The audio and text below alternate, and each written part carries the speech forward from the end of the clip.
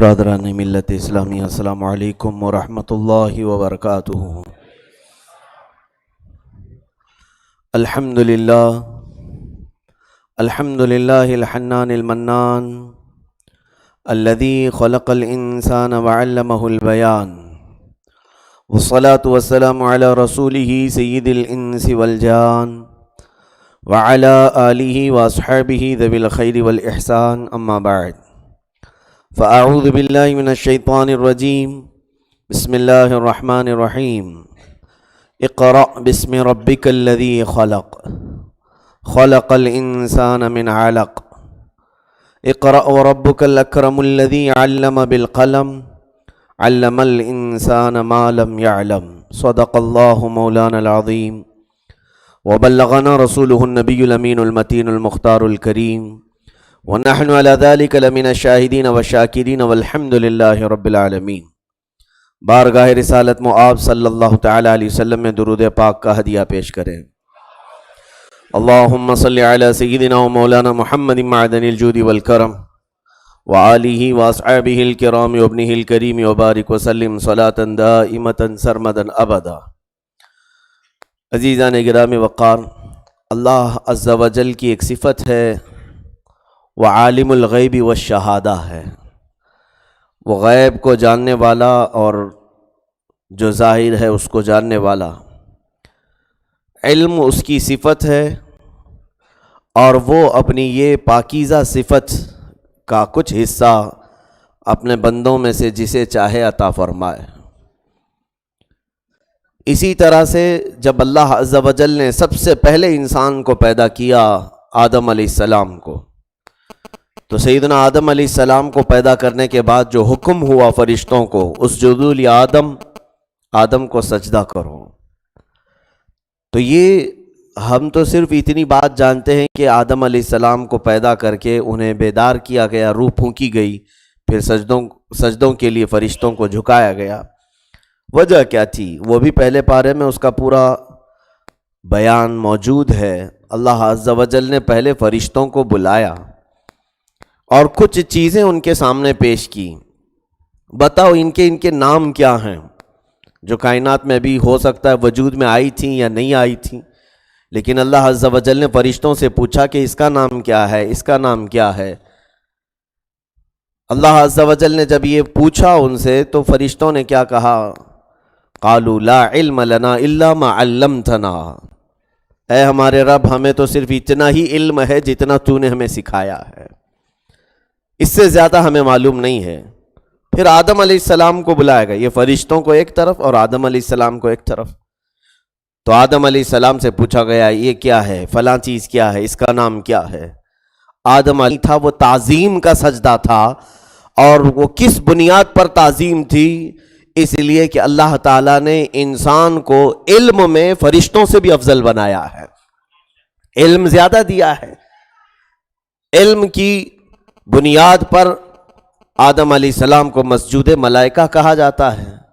عزیزان گرامی وقار، میں اسی بات کو آج آپ کے سامنے رکھنا چاہتا ہوں کہ انسان کے لیے جس طرح کھانا پینا ضروری ہے، اسی طرح اسے علم بھی ضروری ہے۔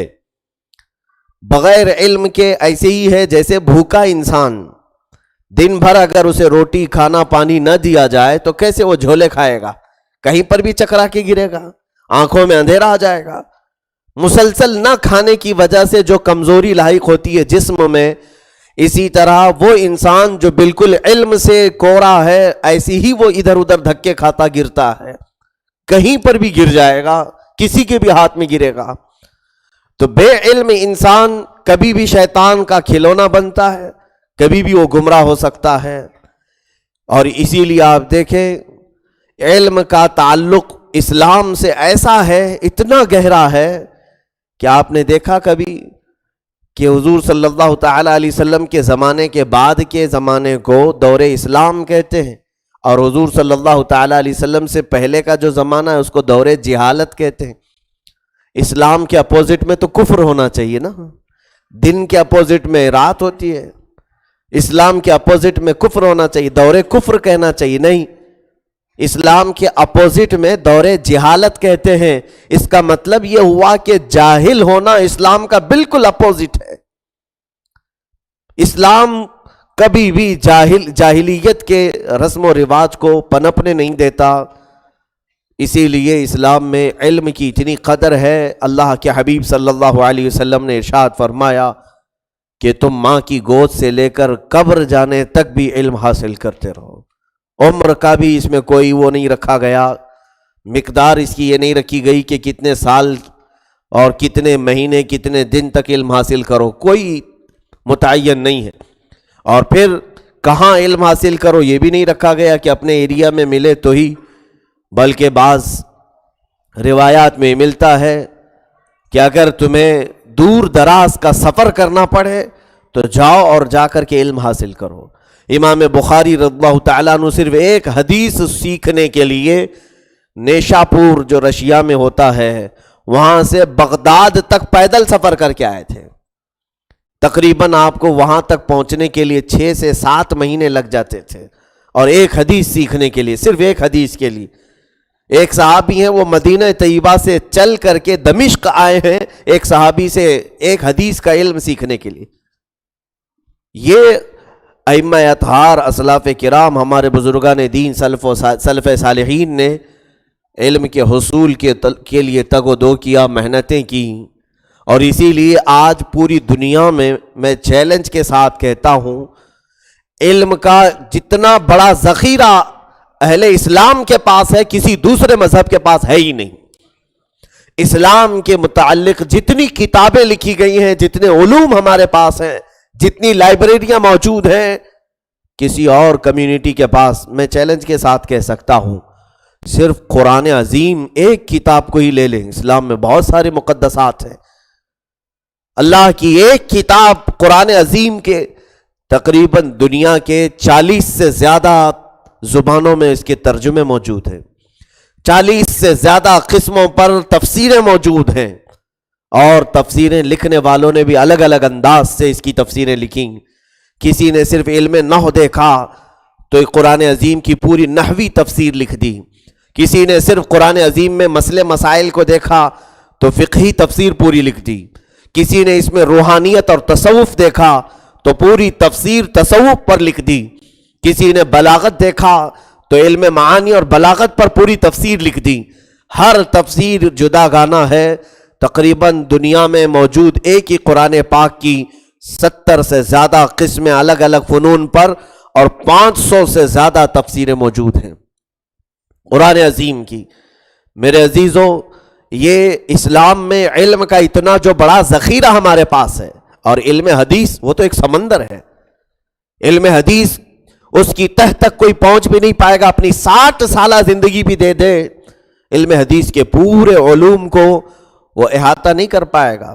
صرف ایک بزرگ کی بات میں بتا دوں کہ ایک مالکی بزرگ ہیں، انہوں نے اپنی زندگی میں صرف علم حدیث پر 400 جلدوں کی ایک ہی کتاب لکھی ہے۔ ایک کتاب ایسی لکھی، دنیا کی سب سے بڑی ویلیوم کی کتاب ہے یہ، 400 جلدیں اس کی ہیں۔ معمولی بات ہے کہ ایک ٹاپک پر 400 کتابیں لکھ دینا، اور ان کی عمر کچھ زیادہ نہیں تھی، وہ 40 سال یا اس سے قبل کی عمر میں ہی انتقال کر چکے تھے۔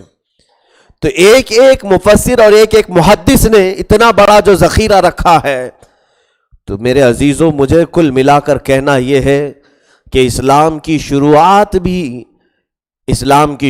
بھی جس آیت سے ہے وہ اقرا سے ہے۔ اقرا کا مطلب یہ ہوتا ہے پڑھو۔ اللہ کے حبیب صلی اللہ تعالیٰ علیہ وسلم غار حرا میں پہلے سے عبادت کے لیے جایا کرتے تھے، جبرائیل امین وہاں آئے، آ کر کے انہوں نے سیدھے حضور صلی اللہ علیہ وسلم سے کہا اقرا، پڑھیے۔ حضور صلی اللہ علیہ وسلم نے فرمایا ما انا بقاری، میں نہیں پڑھنے والا۔ جبرائیل امین نے سینے سے سینہ لگا کر دبوچا، 3 مرتبہ ایسا ہوا، جبرائیل کہتے تھے اقرا، رسول پاک صلی اللہ علیہ وسلم فرماتے ما انا بقاری، میں نہیں پڑھنے والا۔ 4تھی مرتبہ جبرائیل امین نے کہا اقرا بسم ربک الذی خلق، پڑھو اس رب کے نام سے جس نے پیدا کیا ہے۔ حضور پاک صلی اللہ علیہ وسلم نے پڑھنا شروع کیا۔ یہ قرآن کی آیتیں یہاں سے شروع ہوئی۔ اس پورے واقعے سے کچھ محدثین نے یہ نتیجہ اخذ کیا، پڑھنا تو ضروری ہے ہر بندے کو، لیکن جب بھی پڑھو تو صرف پڑھو نہیں، بلکہ جو علم تمہارے رب کے نام سے شروع ہو اسے پڑھو، جو تمہارے رب تک تمہیں پہنچائے وہ علم ضرور حاصل کرو، چاہے وہ سائنس ہی کیوں نہ ہو، وہ جیومیٹری کیوں نہ ہو، جغرافیہ کیوں نہ ہو، فزکس کیوں نہ ہو، کیمسٹری کیوں نہ ہو، اگر اس سے معرفت الہی تمہیں حاصل ہوتی ہے تو پڑھو اس کو۔ عزیزان گرامی، آج کے حالات مجھے یہ بات کرنے پر مجبور کر رہے ہیں۔ میں نے ابھی کل کی ایک رپورٹ دیکھی، ایک محقق ہیں، دانشور ہیں، انہوں نے NRC اور CAA کے معاملات کو لے کر گہری تشویش کا اظہار بھی کیا، اور مسلمانوں کی تعداد کی طرف انہوں نے توجہ کی تو دیکھا تقریباً 25 کروڑ کے آس پاس ہندوستانی مسلمان ہیں، جس میں سے انہوں نے لگ بھگ جو اندازہ سے بلکہ ایک سروے سے نکالا ایک رپورٹ، 8 کروڑ مسلمان بغیر پڑھے لکھے ہیں۔ یہ معمولی تعداد ہوتی ہے؟ 8 کروڑ، میں تو 8 لوگوں کو بھی جاہل نہیں دیکھنا چاہتا۔ 8 لوگ بھی بغیر پڑھے لکھے ہوں تو یہ بھی ہمارے لیے دکھ کی بات ہے۔ 8 کروڑ کی تعداد، اسی طرح دلت اور نان مسلم لوگوں میں بھی ان پڑھوں کی تعداد کچھ زیادہ ہی ہے۔ آج سب سے بڑا ایشو ہونا چاہیے تھا علم کے سلسلے میں، تعلیم کے سلسلے میں، کہ تعلیم ہمیں کہاں سے کہاں تک پہنچاتی ہے۔ علم کے بغیر انسان وہی 100 سال پہلے کی ہی زندگی گزارے گا۔ اگر تمہارے پاس ایجوکیشن نہ ہو، علم نہ ہو، تو اس زمانے کی جدید سہولیات کو استعمال کرنے کا طریقہ بھی تمہیں نہیں معلوم ہوگا، کچھ نہیں معلوم۔ کل کی بات ہے، ایک لڑکا جو بہت بڑے بزنس پر پہنچ گیا اور اس نے کہا لاکھوں کماتا ہوں لیکن ایک پرابلم ہے میرے ساتھ۔ کہا کیا ہے؟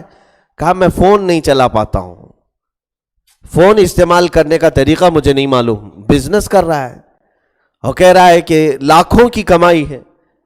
کہا کیوں؟ کہا اسکول شروع سے گیا ہی نہیں، میرے ماں باپ نے مجھے پڑھایا ہی نہیں، تو مجھے انگلش کی چھوٹی چیزیں بھی نہیں آتی جس کی وجہ سے میں چلا نہیں پاتا ہوں۔ بہرحال دیکھا دیکھی کچھ اشاروں سے سمجھ جاتا ہوں۔ میرے عزیزو، یہ تو ایک میں نے مثال دی ہے۔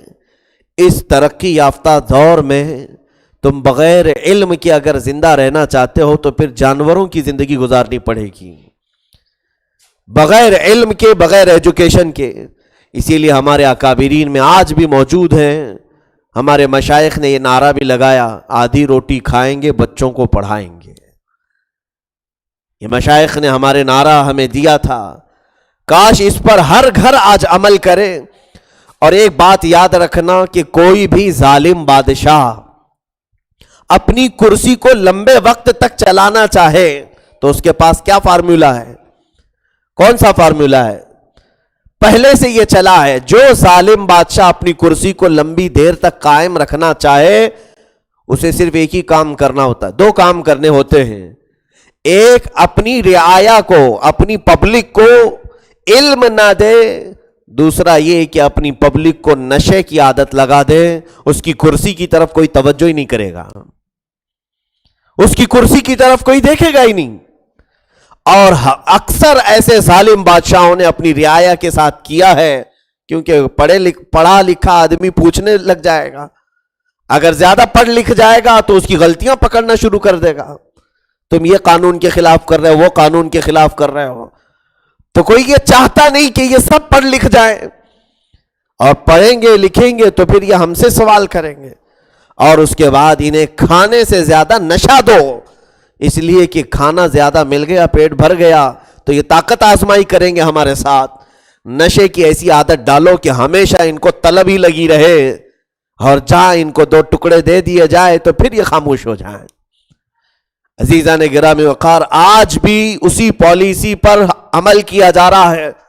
ہندوستان آج ان بڑھتے ہوئے ممالک میں آ رہا ہے جہاں پر ایجوکیشن کی کمی ہے اور نشے کی کثرت ہے، جبکہ یہاں پر خطرناک قسم کے نشوں پر پابندی ہے اور سخت ترین سزائیں ہیں۔ اس کے باوجود بھی ہم نے دیکھا ہے کھلے عام نوجوانوں کو یہ آسانی سے دستیاب ہیں، آسانی سے ملتے ہیں۔ ایسا نہیں ہے کہ ان کو بڑے سے بڑے نشہ کرنے کے لیے بہت بڑا کوئی اسکینڈل رچنا پڑتا ہو. ارے گلی کوچوں میں محلوں میں یہ ساری چیزیں ان کے لیے دستیاب ہیں. آخر اس میں حکومت اور کچھ پولیس کی مدد نہ ہو تو یہ تمام چیزیں کیسے ممکن ہیں؟ عزیزان گرامی، علم کے سلسلے میں میرے آقا صلی اللہ تعالی علیہ وسلم کی جو توجہ رہی وہ آپ کو میں بتاؤں. آج اگر آپ نے اپنے گھروں میں بچوں کو باندھ کر کے رکھا ہے اور ان کی طرف توجہ نہیں دیتے تو گویا کہ یوں سمجھ لو آپ ان کے ساتھ ظلم کر رہے ہو. جس بچے کو بھی بغیر پڑھا لکھا ماں باپ نے رکھا، کل قیامت کے دن وہ اپنے ماں باپ پر ہی مقدمہ کرے گا. اے رب ذوالجلال، میرے گمراہ ہونے میں، میرے ان پڑھ ہونے میں میرے ماں باپ کا ہاتھ ہے، ان کی تو پہلے پکڑ فرما. یہ بچے تمہارے خلاف مقدمہ کریں گے. رسول مختار صلی اللہ تعالی علیہ وسلم نے مدینہ طیبہ میں اپنے صحابہ کے علم اور ان کی تدریس کے لیے، ان کی تعلیم کے لیے کیسی توجہ فرمائی. جنگ بدر کا وہ نقشہ ملاحظہ فرمائیں. جنگ بدر ختم ہونے کے بعد 70 قیدی آئے تھے. قید میں 70 لوگ مارے گئے تھے اور 70 قیدی بن کر آئے تھے. ان قیدیوں کے ساتھ کیا کیا جائے حضور پاک صلی اللہ علیہ وسلم مشورہ فرما رہے تھے. بعض نے کہا کہ ان کو بھی قتل کر دیا جائے، انہوں نے مکہ میں بہت ستایا ہے، گھر لوٹے ہیں، مال لوٹے ہیں، لوگوں کو مارا ہے انہوں نے، صحابہ کو، تو ان کے ساتھ بھی وہی کیا جائے. سیدنا ابو بکر صدیق رضی اللہ تعالیٰ عنہ نے مشورتاً یہ عرض کیا، یا رسول اللہ صلی اللہ علیہ وسلم، ان سے فدیہ لے کر، کچھ مال لے کر کے ان کو چھوڑ دیا جائے، ہو سکتا ہے کہ ان کے دلوں میں ایمان آ جائے، بعد میں یہ اسلام میں آ جائیں. اللہ کے حبیب صلی اللہ تعالیٰ علیہ وسلم نے اس مشورے کو پسند فرمایا. اب جو قیدی آتے تھے جن کے پاس مال تھا وہ مال دے کر چھوٹ جاتے تھے، اور جن کے پاس مال نہیں تھا ان کے لیے دوسرا آپشن میرے آقا نے خود پیدا فرمایا تھا. رسول کریم صلی اللہ علیہ وسلم ان سے پوچھتے، کیا تم کوئی فن جانتے ہو، کوئی ہنر جانتے ہو، کچھ علم تمہارے پاس ہے؟ اگر وہ قیدی کہتا کہ ہاں فلاں ہنر مجھے آتا ہے، فلاں فن مجھے آتا ہے، رسول پاک صلی اللہ علیہ وسلم فرماتے میرے 10 صحابہ کو وہ ہنر سکھا دے تو آزاد ہو جاؤ. پوری دنیا کی تاریخ آپ اٹھا کر دیکھیں، کسی بھی جنگ کے قیدی کو اس بنیاد پر آزاد نہیں کیا گیا کہ وہ ہمارے 10 لوگوں کو سکھائے اور آزاد ہو جائے. یہ میرے آقا صلی اللہ علیہ وسلم کے علم کی طرف توجہ اتنی تھی کہ جتنا ہو سکے علم کثرت سے پھیلے. اسی لیے اسلام کا سر بلند رہا ہمیشہ تاریخ میں علم کی اشاعت کے لیے، نشر و اشاعت کے لیے. پہلے کے بادشاہ اسپین بھیجا کرتے تھے اپنے بچوں کو جب وہاں اسلامی حکومت قائم تھی کہ علماء اسلام سے ہمارے بچے پڑھ کر کے آئیں. لوگ فخر سے ان بچوں کو دیکھتے تھے. آج کے حالات پر اب ہماری نظر جاتی ہے. میرے عزیزو، یہ جتنی کثرت سے برائیاں پھیلتی ہیں، یاد رکھنا سب جہالت کے پیٹ سے پھیلتی ہیں. جتنے جاہل رہو گے اتنے گناہ کرتے جاؤ گے، کیونکہ قرآن کہتا ہے انما یخشی اللہ من عبادہ العلماء، اللہ سے ڈرنے والے اس کے بندوں میں علم والے لوگ ہوتے ہیں. جس کے پاس علم جتنا ہوگا وہ اللہ سے اتنا خوف بھی رکھے گا. اور جہالت بندے کو بے خوف کر دیتا ہے، نڈر بناتا ہے، اور ہر گناہ وہ کرتا چلا جاتا ہے. اس لیے میرے عزیزو، علم کی طرف توجہ جن کی نہیں ہے وہ آج خسارے میں ہیں. ہر چیز تمہارے سے چھینی جا سکتی ہے. ہم نے دیکھا ہے جاہلوں کو کیسے بیوقوف بنایا جاتا ہے. بغیر علم والے کے ساتھ کتنی دھوکہ دھڑیاں ہوتی ہیں. اسے کچھ بھی پڑھا کر کے، ارے کیس ہو گیا، معلومات نہیں.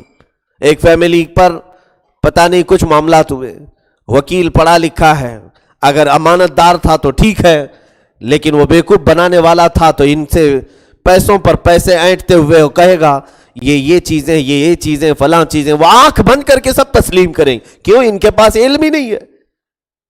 جب جائیں کسی اسٹیشن میں، پولیس اسٹیشن میں، اگر وہ امانت دار تھے، مددگار تھے تو ٹھیک ہے، نہیں اگر کوئی کرپٹ آفیسر تھا تو وہ جتنی پٹی پڑھائے گا سب آنکھ بند کر کے تسلیم کر کے آئے. اور بزنس کے معاملے میں کسی سی اے کے پاس گئے، کچھ معلومات نہیں تھی، اس نے جو کہا اپنا سب کچھ دے کر کے آ گئے. ڈاکٹر کے پاس گئے، کچھ معلومات نہیں تھی، پورا جسم ڈھیلا چھوڑ کر بیٹھ گئے، جہاں سے کاٹنا ہے کاٹ لو. اس نے گردن بھی کاٹ دی، خاموش ہو گئے. کیوں؟ جہالت ہے. मालूमात किसी चीज की नहीं थी। मेरे अजीजों, दुनिया जाहिलों के साथ इसी तरह खेलती रहेगी। आज जो पार्लियामेंट में बैठे गुंडे लोग, उन्होंने भी जो हमारी कौम को कसरत से जहालत में देखा तो ये नंगा नाच नाचने की कोशिश की है। इन्हें कुछ पता ही नहीं चलेगा। इसीलिए देखें, सबसे ज्यादा ये क्या करते हैं, दो माइक पकड़ करके आए, किसी भी सादा सा इंसान घूमता फिरता हुआ उसके पास आकर सीए क्या है, एनआरसी क्या है, इसका फुल फॉर्म बताओ।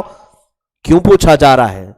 अगर तुम एजुकेटेड हो, तुम्हारे पास इल्म है, तो जवाब ही नहीं तमाचे के साथ जवाब दे सकते हो। नहीं, मालूमात नहीं है। सिर्फ हमारी कौम की बात नहीं कर रहा हूं, नॉन मुस्लिम भी जो बिछड़ी हुई जाते हैं, खास तौर पर दलित तबके में कसरत से अनएजुकेटेड लोग मौजूद हैं जिनके पास इल्म की बहुत किल्लत है। और याद रखना कि यह जानबूझ करके इसी तरह रखा भी जा रहा है। आज इल्म के मुतालिक इतने साल हो गए, कोई रेवोल्यूशन क्यों नहीं आया, कोई इनकलाब क्यों नहीं आया? ये जितनी भी बातें हों, इलेक्शन के मुद्दे और अपने जीतने के मामलात, सब कुछ मिलाकर मस्जिद और मंदिर पर क्यों बहस होती है? मस्जिद तो इबादत की जगह है, यहां हर कोई आएगा, अपने मजहबी मामलात है। मंदिर उनके अपने मजहबी मामलात है। कभी जो बुनियादी हुकूक है हमारे, इस पर कोई नेता क्यों नहीं बात करता? स्कूल हुए, हॉस्पिटल्स हुए, इस पर इनको कभी डिबेट करते हुए भी नहीं देखेंगे आप। अरे दिन भर मीडिया कुछ चेलों को बिठाकर ऐसे भौंकती रहती है, ऐसा लगता है कि किसी एक रोटी पर सब चिल्ला रहे हैं, जैसे आपस में लड़ते हैं। कई मुर्दा जानवर के पास देखना आप, 4-5 कुत्ते आते हैं, कोई वो खाता है, कोई इधर खींचता है, कोई उधर खींचता है।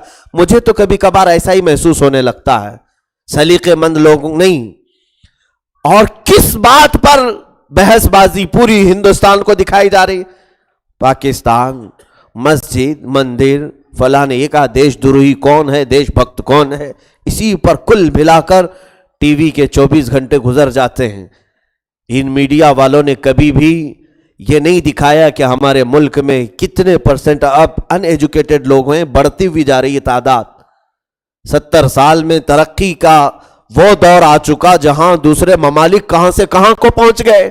अरब के वो बद्दू लोग जो ऊंट चराते थे, बकरियां चराते थे, आज वो दुनिया के बड़े पॉश ममालिक का मुकाबला करने की तैयारी कर रहे हैं। पूरी दुनिया दुबई में जाकर बैठी हुई है। दुबई वाले कोई बहुत पहले के नहीं है, इनकी 60-70 साल पुरानी तारीख देखो। सिर्फ 60-70 साल की इस तारीख में वो कहां से कहां को पहुंचे हुए। इल्म की तरफ भी तवज्जो दी। मैं खुद अभी 2 महीने कबल सऊदी अरबिया में एक नौजवान के मुतालिक मुझे खबर मिली, मदीना शरीफ के रहने वाले हैं, 33 ईयर्स है, 33 साल का नौजवान है, और उसने एक ऐसा सॉफ्टवेयर बनाया, क्लासेरा या कुछ नाम से, जो सऊदी की पूरी स्कूलों को उसने पूरी स्कूलों को ऐसा डिजिटल बनाया कि तमाम एग्जाम के लेकर, एडमिशन के लेकर सारे मामलात एक ही साइट पर हैं। वो खुद ही कंप्यूटर उनको सवाल बना करके दे देगा, वही चेक करेगा, वही रिजल्ट भी निकालेगा। कोई किसी के करप्शन के, किसी उस्ताद के अमल दखल कुछ नहीं है। उस सॉफ्टवेयर में आपने सिर्फ इतना डाल दिया कि मुझे 10 क्वेश्चन चाहिए इस टॉपिक के, वो फौरन 10 क्वेश्चन खुद ही तैयार करेगा। और जब जवाब सारे लोग लिख देंगे, इसको जैसे ही उसमें सबमिट किया जाएगा, वो खुद ही चेक करके नंबर भी दे करके निकाल देगा।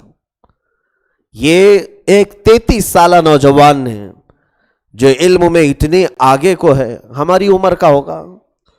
आप में से बहुत सारे लोग होंगे इस उम्र में पता नहीं अभी चलना भी नहीं सीखे हैं। मेरे अजीजों, इल्म जब बढ़ता है तो पूरे मुल्क की तरक्की उसके साथ है। और आज हम सब इसी बात में पीछे हुए हैं कि हमारे बच्चों को जैसे ही 10वीं पास हो जाते हैं, पर निकल आते हैं कि अब उड़ने का जमाना है। कॉलेज को तो इन्होंने अय्याशियों का अड्डा समझ रखा है। कॉलेज किस लिए जा रहे हैं? बस ऐश करने के लिए जाना है, दोस्ती करना है, नई नई जिंदगियां हैं, हम वहां देखेंगे। और اس کے بعد پھر ہمارے نئے نویلے موبائل اور گاڑیوں میں عیش کرنے کی جو خواہشات ہیں، علم سے اتنا دور رکھے ہوئے ہیں۔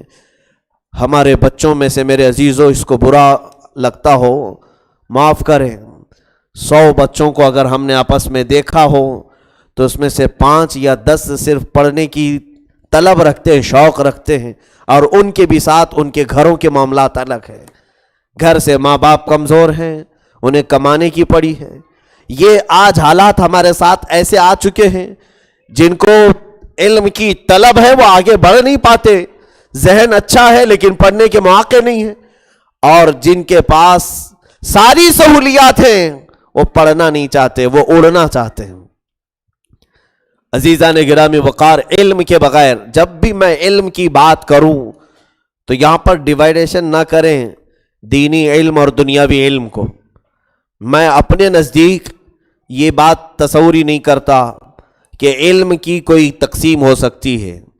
علم کو اس کے نام کی بنیاد پر تقسیم نہیں کر سکتے، جیسے کہ کچھ لوگوں نے کہا علم حدیث، علم فقہ، علم تفسیر، قرآن کا علم، یہ سب دینی علم ہے۔ سائنس، میتھس، فزکس، کیمسٹری، جغرافیہ یہ دنیاوی علم ہے۔ ایسا نہیں ہے، کوئی علم دینی اور دنیاوی نام سے نہیں بنتا، تمہاری نیت سے بنتا ہے۔ اگر تم نے میتھس یا جغرافک یا سائنس اللہ کی رضا کے لیے پڑھا تو وہی تمہارا علم دینی علم کہلائے گا۔ اور علم تفسیر، علم فقہ، علم قرآن اگر آپ نے دنیا حاصل کرنے کے لیے پڑھا تو یہی دنیاوی علم کہلائے گا، یہ کوئی دینی علم نہیں ہے۔ تو ہو سکتا ہے کبھی کالج میں پڑھنے والا دینی علم پڑھ رہا ہو اور کبھی مدرسے میں پڑھنے والا دنیاوی علم پڑھ رہا ہو سکتا ہے۔ میرے عزیزو، یہ صرف نیت سے فرق ہو جاتا ہے اس کا۔ میں کبھی اس چیز کا قائل نہیں رہا کہ سارے لوگوں کو اسکول اور کالج چھوڑا کر کے مدرسے میں ڈال دیا جائے یا مدرسے ختم کر کے صرف کالجوں میں بھیج دیا جائے۔ ہم تو کمبائنڈ ایجوکیشن کی بات کرتے ہیں۔ رسول کریم صلی اللہ تعالی علیہ وسلم کے وہ صحابہ جو قرآن کے مفسر بھی تھے، محدث بھی تھے میرے آقا کی حدیثوں کے، لیکن دنیا میں لوگوں کی امامت کرنے کے طریقے بھی انہیں معلوم تھے، جنگ کے اسلوب بھی معلوم تھے، نئے طریقوں کے ایجادات کے اسلوب بھی انہیں معلوم تھے۔ اس علم کی میں آج بات کر رہا ہوں۔ آج کثرت سے ہمارے اندر جہالت جو پھیلی ہے، یہ سب سے بڑی بیماری۔ آپ نے دیکھا دشمن رسول حضور صلی اللہ تعالی علیہ وسلم کی سب سے زیادہ دشمنی کرنے والا نام بغیر بولے ہی سب کے ذہن میں آ جاتا ہے، ابو جہل۔ ابو جہل، اسے ابو الکفر کیوں نہیں کہا گیا؟ وہ بھی تو کافر تھا نا۔ ابو کا مطلب ہوتا ہے باپ، ابو الکفر کیوں نہیں کہا گیا؟ کافر کفر کا باپ ہے، نہیں، اس کو کہا گیا ابو جہل، جہالت کا باپ۔ اس کا مطلب یہ ہوا کہ ساری خرابیاں جہالت کے اندر ہوتی ہیں، اور وہ جہالت کا باپ تھا۔ کفر بھی جہالت سے ہوتا ہے، شرک بھی جہالت سے ہے۔ آدمی جب انجان ہوتا ہے تو وہ کیا کھا رہا ہے کیا پی رہا ہے وہ بھی نہیں اسے پتا ہوتا ہے۔ اس کی مثال ایسی ہے جیسے ایک اندھیرے کمرے میں آپ بیٹھے ہو اور چاروں طرف سے کوئی دروازہ، کوئی کھڑکی، کوئی لائٹ نہیں، سخت اندھیرا ہے۔ آپ کے سامنے میں 2 برتن رکھ دوں، ایک برتن میں حلوہ اور ایک برتن میں گوبر رکھا ہو، ہاتھ آپ کا پڑتا رہے گا، کس میں جا رہا ہے کچھ خبر ہوگی؟ کون سی چیز اٹھا کر کھا رہا ہے کچھ پتا چلے گا؟ کیوں؟ اس لیے کہ دکھائی نہیں دے رہا ہے ہاتھ کہاں جا رہا ہے۔ برتن سامنے رکھے ہوئے ہیں، کبھی ہاتھ غلاظت میں پڑے گا، کبھی ہاتھ مٹھائی میں پڑے گا۔ کیوں؟ اس لیے کہ اندھیرا ہے۔ اگر وہی روشنی ہوتی تو کیا غلاظت میں ہاتھ جاتا؟ اسی طرح جہالت اندھیرے کا نام ہے اور علم روشنی کا نام ہے۔ جب کسی کے پاس علم ہوتا ہے تو اسے حلال بھی معلوم ہے، حرام بھی معلوم ہے، اسے کفر کے طریقے بھی معلوم ہے اور اسلام بھی معلوم ہے۔ جب جاہل ہوتا ہے آدمی تو ہر ایک برائی اس کے اندر آ جاتی ہے۔ اسی لیے جہالت کو ام الخبائث کے طور پر بھی ہم جانتے ہیں، یعنی تمام خبیثوں کی یہ ماں ہے جہالت۔ میرے عزیزو، سیدنا شیخ سعدی رحمت اللہ تعالی علیہ 60 سال کی عمر میں پڑھنے کو نکلے ہیں، 60 سال کی عمر میں۔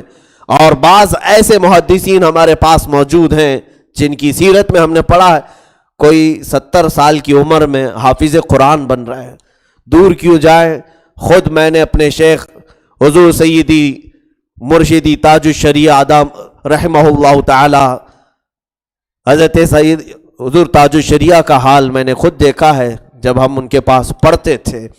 حضرت کی عمر اس وقت 69 یا 70 کی تھی، 70 سال کی عمر ہو رہی تھی۔ 70 سال کی عمر میں آپ نے حفظ قرآن شروع کیا تھا، روزانہ حفظ کرتے تھے اور ہمیں سناتے تھے۔ جو طالب علم سامنے بیٹھا ہے، کبھی انہوں نے اپنے آپ کو یہ عیب نہیں محسوس کیا، جبکہ وہ قاضی القضات فی الہند تھے، پورے ہندوستان کے قاضیوں کے چیف تھے آپ، اور علماء میں عالم علماء تھے، تمام علماء میں سب سے زیادہ علم رکھنے والے، جن کو باہر ملکوں میں بھی بڑے بڑے علماء اپنے سروں کا تاج سمجھتے تھے۔ ملک شام کے بڑے محدث ہیں، انہوں نے حضور تاج الشریعہ کی جوتیاں اٹھائی اپنے ہاتھ سے اور کہا میں اس بات پر فخر کرتا ہوں، ہندوستانی اتنے بڑے عالم کی بات کر رہا ہوں، اعلیٰ حضرت کے علوم کے وارث 70 سال کی عمر میں جا کر قرآن اٹھا کر وہ حفظ کر رہے ہوں، تو آج ہمیں کیا تکلیف ہے؟ ہم اپنے عمر کی اس دہلیز پر پہنچ کر یہ سوچتے ہیں کہ اب علم حاصل کرنا ہمارے لیے عیب کی بات ہے، داڑھی نکل آئی ہے، بال سفید ہو گئے ہیں، کمر جھک گئی ہے۔ الحمدللہ اس رواج کو ہم نے یہاں توڑا، یہاں پر بوڑھے بزرگ حضرات پڑھ رہے ہیں، اللہ ان کو استقامت عطا فرمائے۔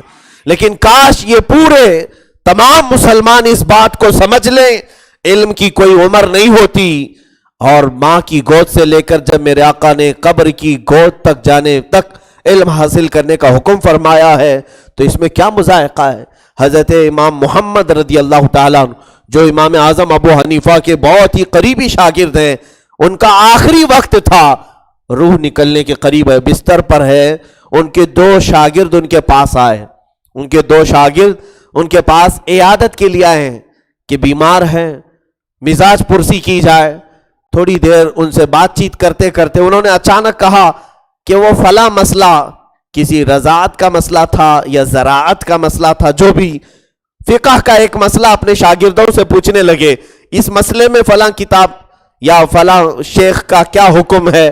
تو وہ دونوں شاگرد کہنے لگے یہ حکم ہے، یہ مسئلہ ایسا ایسا ہے، جبکہ وہ استاد ہے، انہیں معلوم ہے، وہ بستر پر لیٹے ہوئے اپنے شاگردوں سے مسئلہ پوچھ رہے ہیں، اور اس وقت موت کے وقت اس مسئلے کی ضرورت کیا ہے، کس کو فتویٰ دینا ہے، کس کو بتانا ہے؟ ان شاگردوں نے پوچھا کہ حضور ابھی آپ بستر مرگ پر ہیں، بہت تکلیف ہے، شدت ہے، نزع کے عالم میں مسئلے ہم سے پوچھ رہے۔ امام محمد فرماتے میں یہ چاہتا ہوں کہ حدیث رسول پر عمل ہو جائے۔ میرے آقا نے فرمایا ماں کی گود سے لے کر قبر میں جانے تک علم حاصل کرو، میں موت کو بہت قریب دیکھ رہا ہوں، میں یہ چاہتا ہوں کہ علم حاصل کرتے کرتے میں قبر تک چلا جاؤں۔ وہ شاگرد ابھی بات ہی کر رہے تھے، تھوڑی دیر کے بعد آپ کی روح نکل گئی۔ یہ ہمارے ائمہ کرام، امام مسلم جو بخاری شریف کے بعد سب سے بڑی کتاب مانی جائے ہماری شریعت میں، اس کو لکھنے والے امام مسلم بن حجاج قشیری رضی اللہ تعالیٰ، جانتے آپ ان کی وفات کیسے ہوئی، ان کی موت کیسے ہوئی؟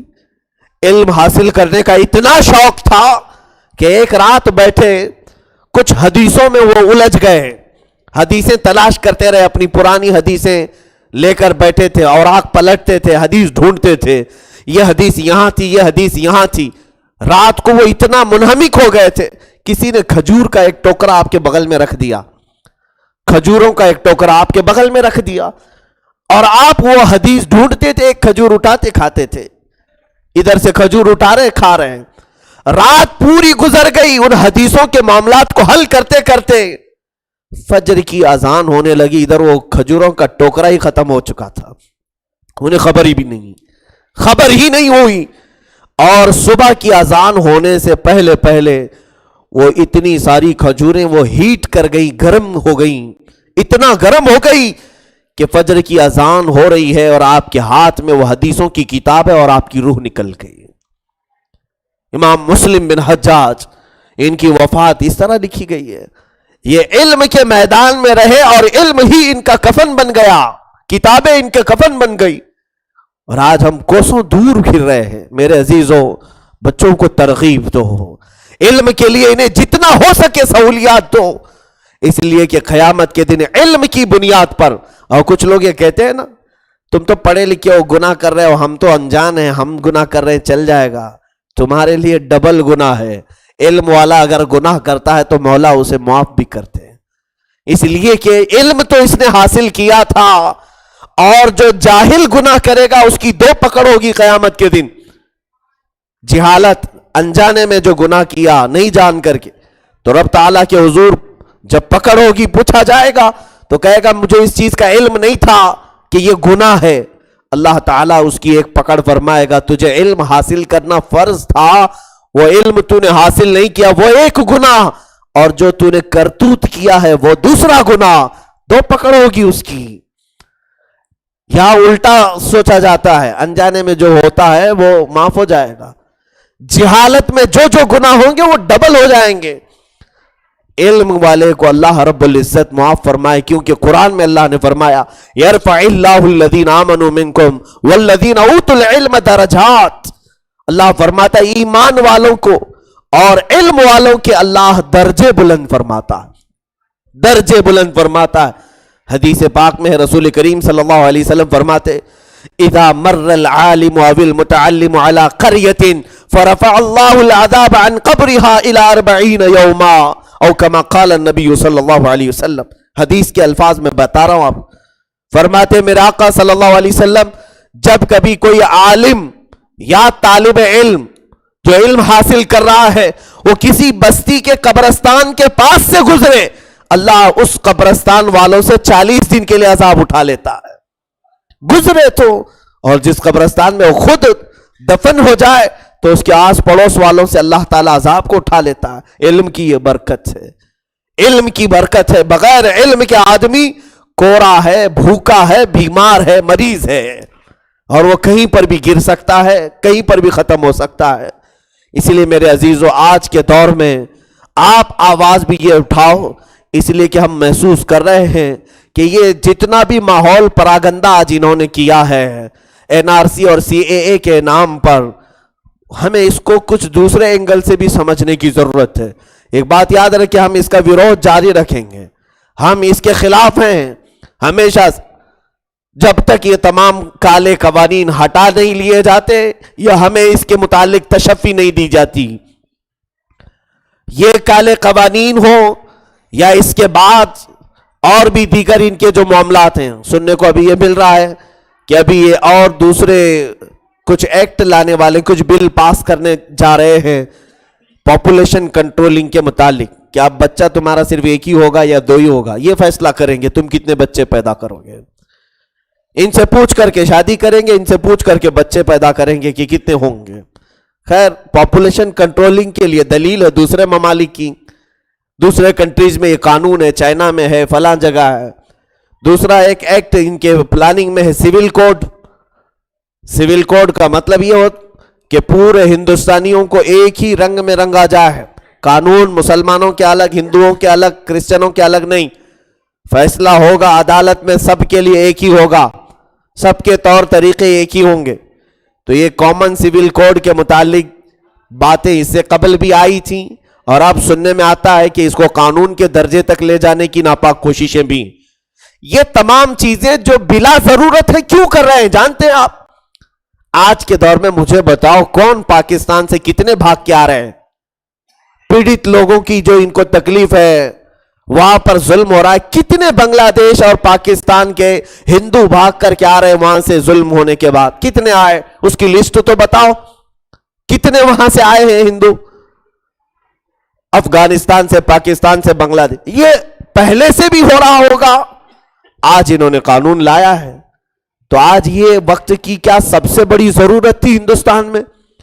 سب سے بڑی ضرورت تھی کیا وہ پاکستان، بنگلہ دیش اور افغانستان سے آئے ہوئے جو مظلوم ہندو تھے ان کے ساتھ کوئی ہندوستان میں بھید بھاؤ کیا جا رہا تھا؟ ان کو نوکری نہیں دی جا رہی تھی، ان کا کھانا پانی بند تھا، ایسی کوئی پوزیشن آ چکی تھی جس کی وجہ سے قانون لایا آپ نے؟ میرے عزیزوں یہ تمام چیزوں کی وجہ بھی یہ سمجھو، دو وجہ میں جانتا ہوں۔ ایک تو خاص یہ ہے کہ اس کے ذریعے سے ان کو کرپشن کا دروازہ کھولنا ہے، این آر سی لا کر کے ان کو کرپشن کا دروازہ۔ سننے میں تو یہ ملتا ہے کہ आसाम में जो एनआरसी करने वाले ऑफिसर थे वो बड़े बड़े अरबपति बने हुए। क्यों? तुम्हारा नाम नहीं आ रहा है लिस्ट में, 10,000 दे दो, नाम डाल देंगे। अरे यहाँ आधार कार्ड 50 रुपए का होता है, लेकिन एजेंट लोग 500 भी ले लेते हैं। क्यों? तुम्हारे नाम की गलतियां हैं। पासपोर्ट में तो आप 4-5 हजार रुपए खर्च कर ही देते हो। यही सारी जहालत है हमारी। जब पासपोर्ट और आधार जो बिल्कुल बहुत जरूरी नहीं है, मैंडेटरी नहीं है, उसके लिए आप 4 से 5 हजार खर्च कर सकते हैं, तो जहां सिटीजनशिप की बात आएगी वो तो आप खुशी से 1 लाख भी दे दोगे, जिसकी बड़ी जायदाद है। और 10,000 भी अगर आपने दे दिया, इन्होंने 135 करोड़ में सिर्फ 35 करोड़ का ही नाम अगर अलग निकाला, 3.5 लाख करोड़ इनके खातों में नीचे, मेज के नीचे से आ जाएंगे। ये बहुत बड़ा करप्शन का एक दरवाजा खोलने का भी मकसूद मंसूबा। दूसरी वजह जो हमें नजर आती है वो खास ये है कि ठीक है, तुम्हें डिटेंशन सेंटर में नहीं भेजा जाएगा, लेकिन तुम्हें इस तरह रखा जाए मफलूज कि तुम अपना वोट दे सकते हो ना खड़े हो सकते हो। ये भी उनका मकसूद है कि जाहिर सी बात है तुम वोट देने के काबिल ही नहीं हो, हमारे मखसूस लोग ही वोट देंगे, हम ही जीतते रहेंगे, तुम बैठे रहो। इस पर भी बहुत सारे लोग तैयार हो जाएंगे। तीसरी एक वजह जो सबसे बड़ी हमें नजर आती है वो खास ये है कि अहम मुद्दों से हमारा दिमाग भटकाना। हम इल्म की, एजुकेशन की बात ना करें, हम अपने जॉब की बात ना करें। देखो आज पूरे लोग हिंदुस्तान में प्रदर्शन पर निकले हुए हैं, सही है, मैं उनका विरोध नहीं कर रहा हूं, अपने हुकूक की लड़ाई लड़ रहा है, लेकिन कभी आपको ऐसा नहीं लगता कि ये जालिम हमें इसी में मसरूफ करके दूसरी बात पूछने का मौका ही नहीं दे रहे हैं? एक खत्म हुआ कि दूसरी बात लाएंगे, दूसरा हुआ कि तीसरी बात, कंटिन्यू एक एक ऐसे हादसे हमारे सामने पेश करते कि हम देखिए, आप ये जालिम की एक चाल होती है। जामिया के मुतालिक तुम विरोध कर रहे थे, उनके स्टूडेंट्स के साथ ऐसा क्यों कर रहे हो? अचानक थोड़ी देर के बाद अलीगढ़ की बात लाई गई। अलीगढ़ का अभी मामला ठंडा नहीं पड़ा कि तुम जेएनयू की बात लाए, जेएनयू का अभी ठंडा नहीं पड़ा, शाहीन बाग ले आए, शाहीन बाग पर सब बातें कर रहे थे, अभी फिर तुम दूसरा कुछ ले आए। ये इसी तरह ध्यान भटकता रहेगा। अहम मुद्दों पर बात करने वाले लोग इसी तरह एक के बाद दूसरे, दूसरे के बाद तीसरे, ये भटकाते रहेंगे इसी तरह। इसीलिए मेरे अजीजों, आज मैंने बेस पर आपके सामने गुफ्तगू की है। तुम पहले, सबसे पहले एजुकेटेड हो जाओ, इल्म हासिल कर लो, फिर तुम्हें कोई भटकाएगा नहीं। तुम खुद अपने दिमाग से, अपने जहन से फैसला करोगे कि मेरे साथ क्या सही हो रहा है और क्या गलत हो रहा है। इसलिए कि आज हमारी कौम के साथ सारे लोग यही खेल खेल रहे हैं। कोई आता है तुम्हें ऐसी पट्टी पढ़ा के जाएगा, कोई ऐसी पट्टी पढ़ा के जाएगा। इसीलिए तो हमारा मजमा देखो, सब पार्टियों में लाखों की तादाद नजर आती है। क्यों? जाहिल कहीं पर भी जमा हो जाते हैं, कहीं पर भी जमा हो जाते हैं। अरे ये कोई बात हुई कि कहीं पर भी थोड़ा सा गुड़ रखा जाए तो बहुत सारी मक्खियां आ ही जाती हैं। तो इस तरह मक्खियों के जमा होने को हम बहुत कुछ अहमियत नहीं देते। अजीजा ने गिरामी वकार, इसी तरह से आज आपको गुड़ दिखाकर, मिठाई दिखाकर के अगर तादाद जमा करने की कोशिश की जा रही, हमारे लोग इधर भी जमा हैं, उधर भी जमा है। सबसे पहले आप इल्म हासिल करो, एजुकेशन लो। मैं इसको बहुत पहले से कह रहा हूं, तमाम जितने नौजवान हैं उनसे मेरी ये गुजारिश है, लॉ को पढ़ो, कानून को पढ़ो हिंदुस्तान के। इंटरनेट में इतना वक्त गुजारते हो, घंटों तुमने गेम खेलने में गुजारे हैं, रोजाना 1, 2, 2, 4, 4 चैप्टर भी पढ़ ले कि ये हिंदुस्तानी लॉ क्या है, हमारे सिविल कोड के मुतालिक जो कहा जा रहा है ये क्या है। मुझे उम्मीद है कि कल हमारे सामने आज एक बोलने वाला है तो कल 100 लोग बोलने वाले तैयार होंगे। तुम अपना वक्त इसमें बिताओ और आप इसी चीज पर नहीं, मुसलमानों की वो तारीख को भी पढ़ो कि उन्होंने क्या क्या नई इजादात दुनिया को दी थी, कि नई नई इजादात के जरिए से उन्होंने पूरे इस्लाम का सर बुलंद किया था। मैंने इससे पहले वाली तकरीर में भी कहा था, आपको याद होना चाहिए, बहुत सारे उलूम ऐसे हैं जिसके मूजिद, जिसके फाउंडर उलमाए इस्लाम हैं, इस्लामी उलमा, इस्लामी स्कॉलर हैं। उनकी तारीख भी हमारे बच्चों को चाहिए कि वो पढ़ते रहें। स्कूल पढ़ाए कि नहीं पढ़ाए, तुम मोबाइल अगर इस्तेमाल कर रहे हो तो गेम के लिए, इंटरनेट की गलीज तस्वीरों के लिए और दिन भर फेसबुक की चैटिंग के लिए या इंस्टा पर चेक करते हुए अपना टाइम पूरे तौर पर जाया करने के लिए नहीं, कुछ इल्म और हिकमत हासिल करने के लिए भी अगर तुमने ये मोबाइल का आला 10 मिनट भी इस्तेमाल किया तो उम्मीद है कि तुम्हें फिर किसी दूसरे नसीहत करने वाले की जरूरत नहीं पेश आएगी। इंशाअल्लाह इल्म तुम्हारे पास इतना होगा कि तुम किसी भी मैदान में खड़े होकर इस्लाम के मुतालिक, कुरान के मुतालिक सर बुलंद होकर के बात कर सकोगे। ये मेरा मैसेज है हर नौजवान बच्चे के लिए, हर नौजवान बच्ची के लिए भी, कि अपना ये वक्त अब अच्छाइयों में इस्तेमाल करो, इल्म हासिल करो। मैं इससे कबल भी कहता आ रहा हूं कि कायनात की तख्लीक के मुतालिक पूछो, इस इंटरनेट में भी मौजूद है, तुम्हारी तख्लीक कैसे हुई, कुरान क्या कहता है और साइंस क्या कहता है। तुम देखो दिल के मुतालिक, दिल की बीमारियां कितनी हैं, तुम देखो, इसको तहकीक करो। मेरे पास इतना वक्त नहीं कि मैं सारी चीजों पर गुफ्तगू करूं। कुरान में क्या क्या चीजें हैं, उन फलों का जिक्र आया है। आज ही मैं पढ़ रहा था, कुरान में जितने फलों का जिक्र आया है, हर फल की 100 हिकमतें साइंस ने लिखी हुई हैं। साइंस लिख करके इजादात में आज इसको शामिल किया गया है। कुरान पाक के जरिए से तुम साइंस को भी हासिल कर सकते हो, और साइंस समझते समझते तुम कुरान को भी हासिल कर सकते हो। अल्लाह रब्बुल इज्जत हमारी कौम को इल्म से रोशनास फरमाए, हम सब के दरमियान से जहालत को दूर फरमाए। मौला कदीर जब्बार हम सब की बेइल्मी का खात्मा फरमाए, और रसूल करीम सल्लल्लाहु तआला अलैहि वसल्लम के उलूम का हम सबको वारिस बनाए। व आखिर दावाना अनिल हम्दुलिल्लाहि रब्बिल आलमीन।